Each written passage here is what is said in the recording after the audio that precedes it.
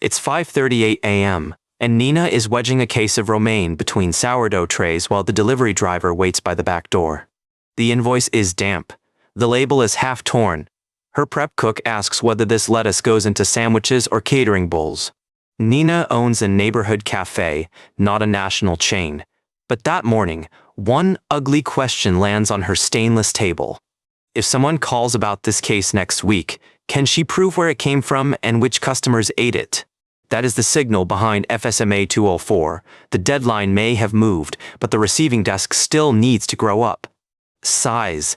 The danger is treating extra runway like permission to keep the same shoebox of invoices until panic forces the upgrade. FSMA 204 is the FDA food traceability rule for certain foods on the food traceability list, including businesses that hold listed foods. That word, hold, matters. It can reach smaller operators who never think of themselves as manufacturers or supply chain companies. Restaurants, specialty grocers, seafood counters, meal prep brands, distributors, and bakeries using soft cheeses may all need cleaner food movement records. Nina's menu looks harmless. Turkey sandwiches, shrimp grain bowls, cheesecake cups, melon sides, and a refrigerated chickpea salad. The FDA food traceability list includes soft cheeses, shell eggs, nut butters, leafy greens, melons, tomatoes, seafood, sprouts, and refrigerated deli salads.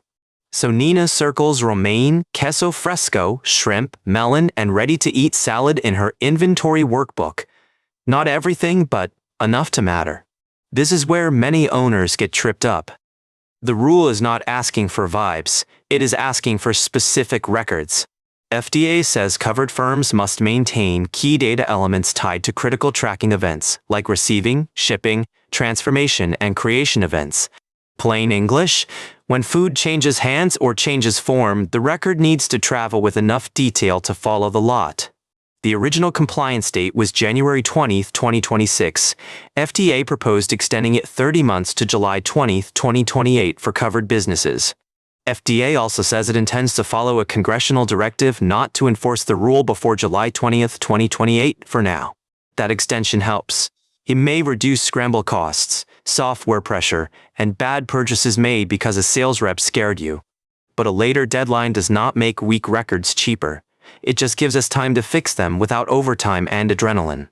Nina's first test is brutal. She asks her manager to trace one romaine case from delivery to final customer batch. Pause. 10 minutes in, they find 3 records, a paper invoice, a fridge label, and a prep sheet with different product names. None are malicious. They are normal small business shortcuts, the kind that work every day until one day they don't. Her bookkeeper has vendor names. Her cook has box labels, her POS has sales, nobody has the whole story. The first upgrade is boring, which is good. Create one supplier master list, not 5 memory systems scattered across the business. Add supplier legal name, contact, delivery days, product supplied, traceability contact, invoice format, and whether lot codes appear reliably. One approach is a shared spreadsheet before software. If your team already uses Google Sheets or Excel, start where habits exist. Keep access tight but visible. Receiving staff, managers, and the owner need the same source of truth during a recall drill. Ask suppliers for traceability lot code, product description, quantity, ship date, source location, and any reference they use internally. Some small suppliers may need time. Consider sending one simple template instead of a legal-sounding demand that strains the relationship.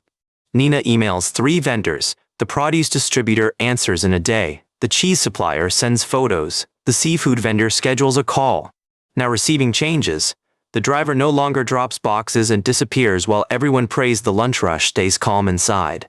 The FDA rule can require records be provided to FDA within 24 hours or within another reasonable time agreed by FDA. That one-day window is the real operating test. Could your team find the records tomorrow morning without calling everyone at home? If the answer is no, consider building a receiving SOP with 4 steps: check, capture, store, and escalate. Check means the receiver compares the box, invoice, and purchase order before the product disappears into the walk-in for storage.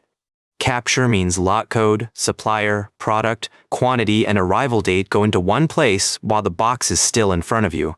Store means photos, scans, or paper records live where managers can retrieve them, even if the usual receiver is off. Escalate means unclear labels or missing lot codes do not become tomorrow's mystery. They get flagged before food is prepped. Softly. This is not glamorous work, but neither is explaining to customers that you do not know which batch they received. The FDA published a small entity compliance guide to help farms and small businesses understand applicable FSMA traceability record-keeping requirements.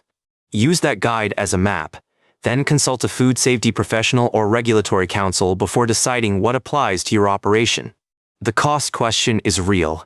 A traceability platform may help some businesses, but many should clean the process before buying tools. Start with the $0 version, a supplier tab, receiving tab, product list, and recall drill folder in shared storage today. Then decide what breaks. If photo handling, staff permissions, or volume becomes messy, software may earn its place. Nina spends 2 hours building columns. Her manager spends 30 minutes training receivers. The system is not elegant. It works. The turning point comes with the mock recall. They choose queso fresco because the bakery uses it in savory pastries. A mock recall is rehearsal. Pick one listed food, choose one delivery lot, and trace where it went in 2 hours. Write down every gap: missing invoice, unclear product name, prep sheet nickname, supplier contact buried in one person's phone.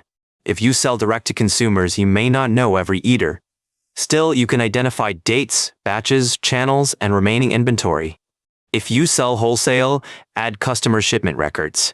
Where did the lot go, in what quantity, and on which delivery? For restaurants, the practical goal is batch containment.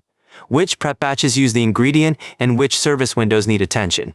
For distributors, the goal is movement clarity. What arrived, what was split, what was combined, and which customers received each part. For bakeries, watch hidden listed foods. Soft cheeses, eggs, nut butters, fresh fruit fillings, and refrigerated salads can change your exposure. For seafood sellers, lot identity can disappear when product is repacked. Build the record before ice, gloves, and speed blur the trail. FDA announced a June 15, 2026 public meeting on FSMA traceability implementation concerns, including lot-level tracking and compliance flexibilities for stakeholders. That tells us the agency knows implementation is messy. Small operators should watch updates, but not wait to learn their own workflows. Here is Nina's weekly rhythm: Monday supplier review, Wednesday receiving spot check, Friday 5-minute recall question during the manager huddle together. The question changes every week. Where did Tuesday's shrimp come from? Which pastries use that cheese? Who received the melon? This creates muscle memory, not fear, not bureaucracy. Just a team that knows where important records live under pressure together. If you have one person receiving, cross-train a backup. Recalls do not schedule themselves around vacations, school pickups, or flu season. If your supplier sends incomplete invoices, document the gap, ask again, and consider whether that vendor still fits your risk tolerance. If you found this useful, like and subscribe. It helps more small operators catch these regulatory signals before they become expensive surprises. This content is for educational and informational purposes only and does not constitute financial advice. Always consult with a qualified financial advisor or business consultant before making significant financial decisions. And because food safety rules are specific, consider speaking with your inspector, attorney, or consultant before treating any checklist as complete.